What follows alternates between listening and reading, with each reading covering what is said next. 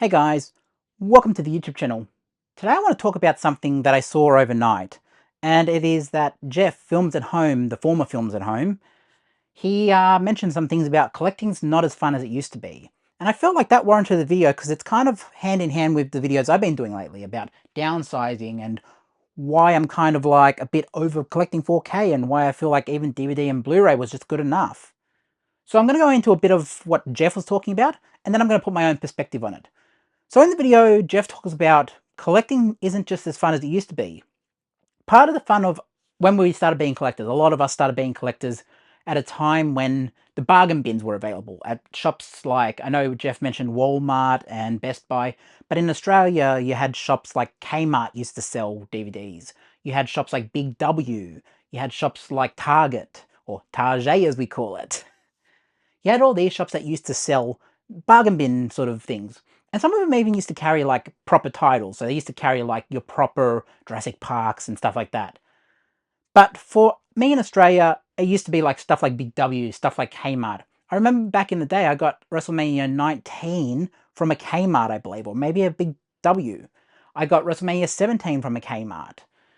So they sold stuff like that in Kmart. And somewhere over the past 20 years, it's become more of a niche format where DVDs are still pretty much available anywhere you can find them. I mean, there's some places that don't carry them anymore, but for the most part, DVD is still readily available. Blu-rays have become a lot more niche, so it's like you might go into like a CEX or a JB Hi-Fi to get the Blu-ray version.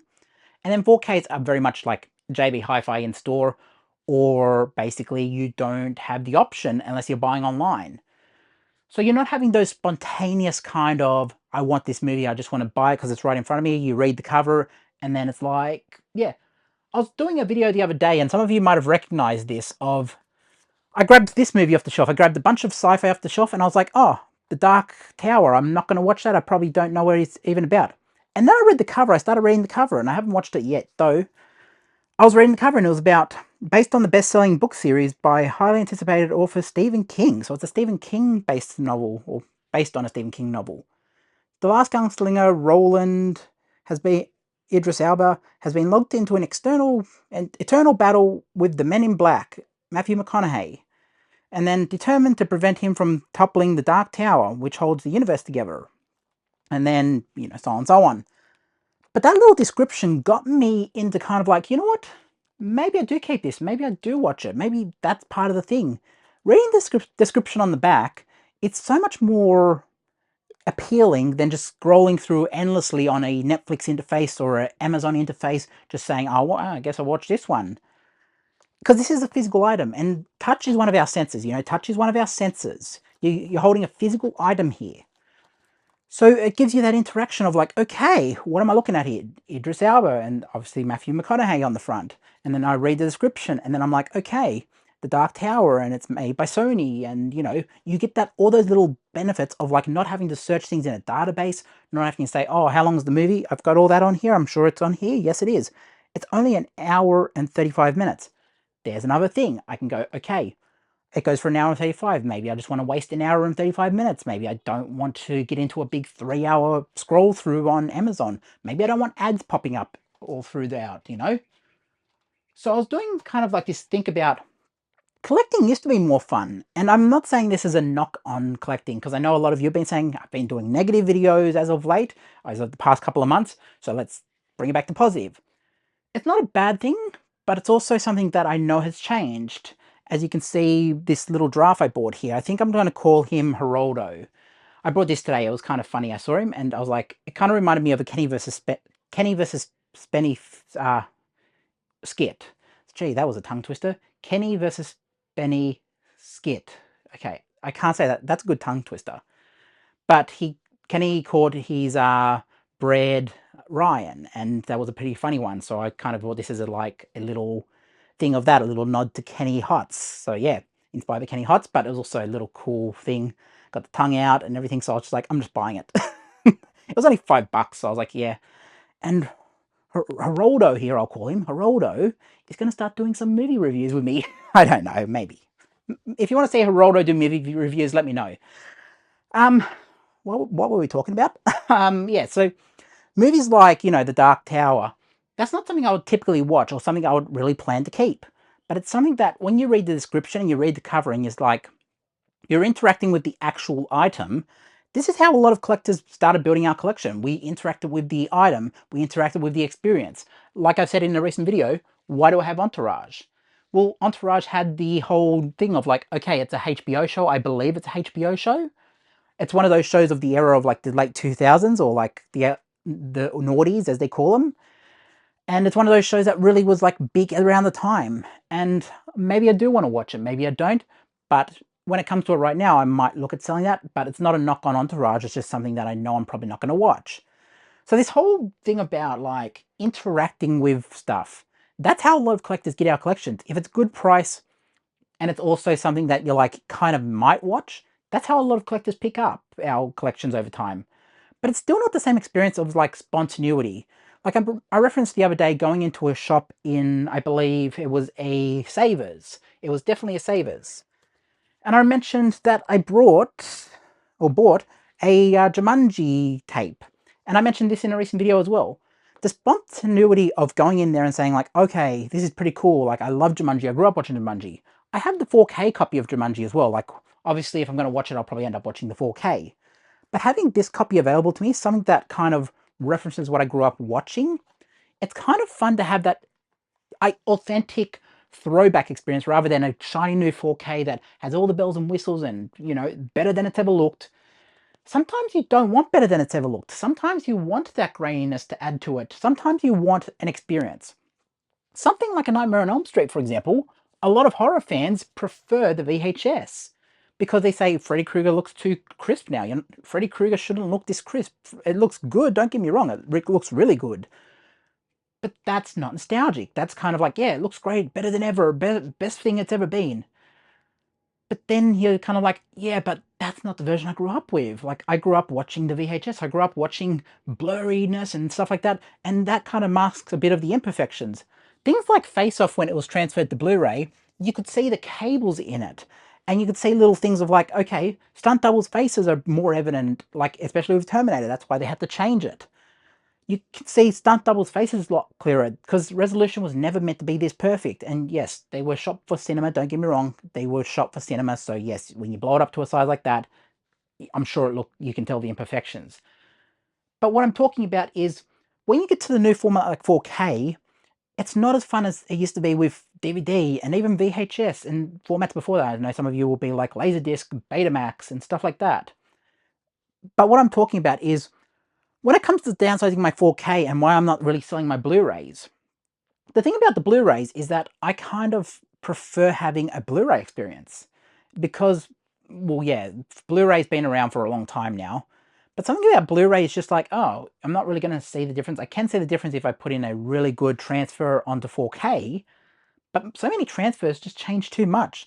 I've referenced a couple of times now that Peter Jackson actually changed a lot with Lord of the Rings in this transfer. He put hazers over stuff. He actually changed little things. I think Legolas, because he did a digital noise reduction over the thing, so Legolas looks waxier than he ever looked. So, you know, there's just little things like that. And I'm sure, yes, it was overseen by Peter Jackson, but so many collectors actually prefer having the DVD versions. Where have I got the DVD versions here? I know I have them here somewhere, but I don't know where I put them.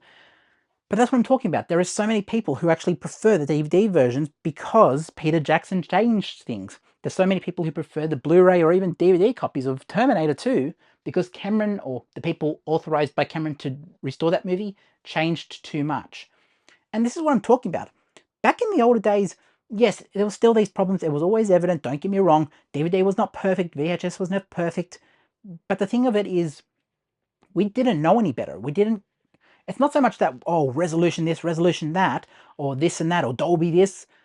We're spoiled now. We're pretty spoiled, you know?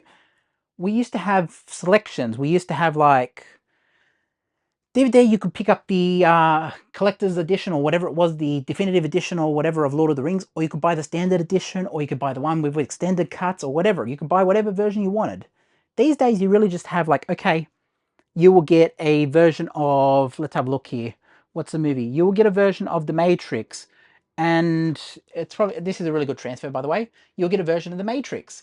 And what will happen with The Matrix is maybe you liked that green tint of it. Maybe I didn't like the green tint. I actually like this version. But maybe you liked that green tint. Maybe the Blu-ray's better for you. Maybe you prefer that little extra bonus. That's optionality. You have the optionality with picking older releases. As I said with, like, you know, Peter Jackson, maybe you prefer the part that doesn't change anything. Maybe you prefer the older DVD copies because it doesn't change anything here. Well, that's what I'm saying. Maybe you prefer older copies. But the optionality is kind of going with 4K. And yes, you have more selection than ever. I'm not saying you don't have selection. What I'm saying is that back in the DVD days, you had optionality. You could pick the extended cut of, here's another great example, The Exorcist.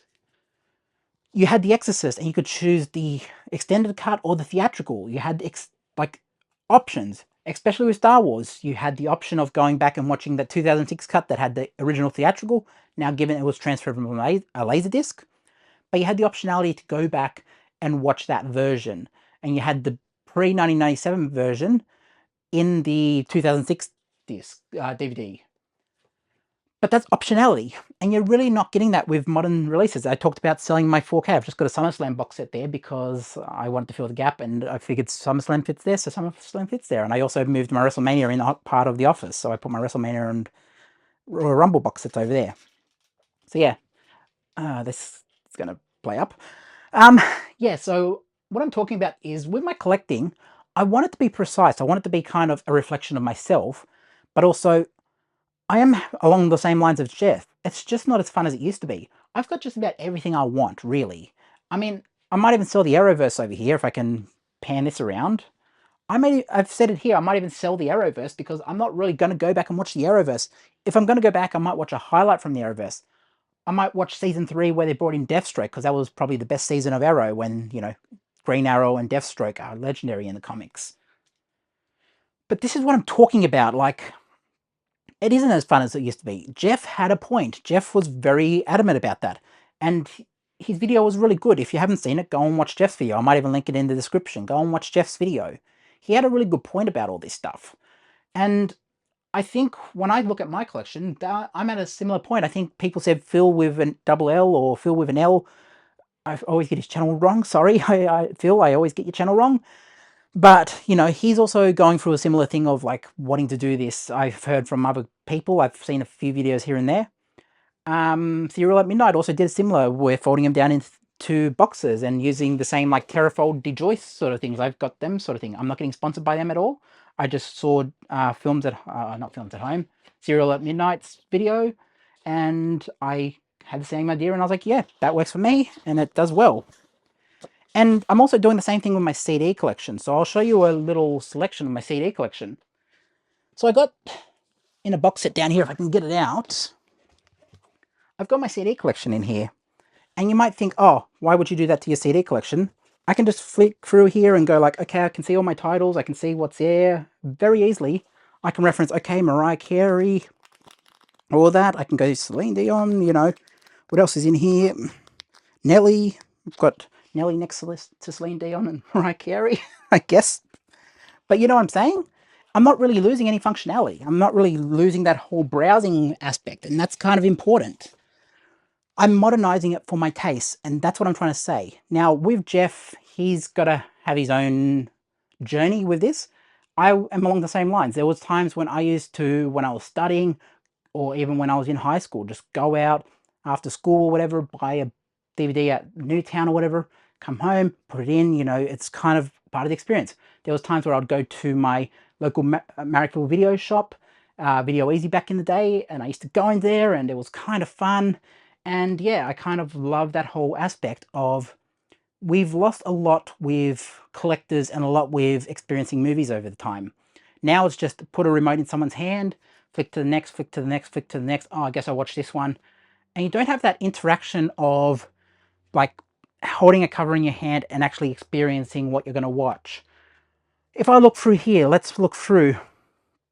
If I was looking through here and I wanted to say, like, I'm just going to give you an example, so stick with me with this one. I'm going to just look at something on the shelf here that I have not seen before and just grab something that I haven't seen. So if I'm looking through here and I'm looking for a movie that I haven't seen, I might say, okay, I might watch, I mean, I've watched To Catch a Thief before a long time ago.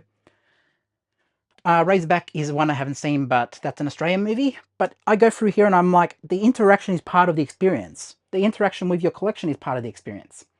But also, you know, modernizing it for boxes and that, and putting it in boxes with sleeves, that's a modern take on how I don't have to take up as much space to have the feeling of collecting. So that's the idea behind the sleeves, by the way. I know some of you didn't understand that. I still wanted the experience of browsing through things and like all that without taking up 400 different bookcases in my room. So yeah. So when I look through here, I might say, okay, I've never watched Dr. Sleep. What is Dr. Sleep? It looks like it's got Ewan McGregor in it and Rebecca Ferguson. So yeah, it looks like a Stephen King. Is it Stephen King? Yeah, it's another Stephen King movie. Still scarred by the trauma he endured as a child at the Overlook Hotel, Don Harris faces the ghosts of the past when he meets Abra, a courageous teen who desperately needs his help. Who possesses a powerful exsensory ability called the Shine. Sounds interesting enough.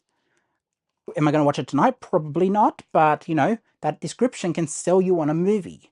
And then you've got him, Ewan McGregor there, looking like kind of concerned. It's a horror movie. There's a lot here that can sell you on a movie when you're interacting with it. And that's not something you get. So when you go through the streaming, it'll autoplay a little trailer sometimes. It'll give you a little hint. Sometimes the trailers even spoil the movie. Sometimes you don't want the trailer because the trailers, modern trailers don't know how to do trailers properly. And that's going to rub some of you the wrong way. But what I mean by that is something like, what was it? It was Parasite. Something like Parasite actually got the trailer right. Give the audience nothing. Make them think it's like a romantic comedy or like a family movie or whatever. This is, yeah. Don't watch the trailers for this before it released, like all the early trailers for Parasite. And then, you know, watch what the movie actually is. And that's what I mean. Parasite got the trailer right. Give the audience almost nothing. Let the audience experience it. And I tell you, like even the thumbnails in this, it makes it look like kind of a fun little, if I read the description, but if you looked at those little thumbnails there, look at that. There's like nothing here to indicate what the movie's about. Unless you read that, I'm sure the description would have some sort of thing about it. But I've watched the movie, but that's what I'm talking about. There is kind of experience of interacting with a physical item in your hand. And back in the day, come here, Geraldo, I'm going to ask you a question. Back in the day, having our whole collections available to us were kind of like, it used to be the video shop. So a lot of us try to replicate the video shop. And when we try to replicate the video shops, we try to get back to experience as close as possible. But sometimes, you know, the modern versions don't actually reflect what they are. Let's put Geraldo real close to the camera. But, you know, they don't actually reflect what the modern take of it is. And, Geraldo, get out of there. They don't actually reflect the modern take of it. And so when I'm collecting, I'm trying to, like, bring back part of what was lost. But in essence, I don't need as much as I do. I'm not the video shops. My taste should be a reflection of me. And yeah, I think a lot of us collect for the same reason. What do you think, Geraldo? What do you think? You reckon? I reckon Geraldo agrees. What do you reckon? He looks pretty... He looks like a trustworthy guy, eh? He looks like a very trustworthy guy. Come back here. But anyways, guys, let me know what you think.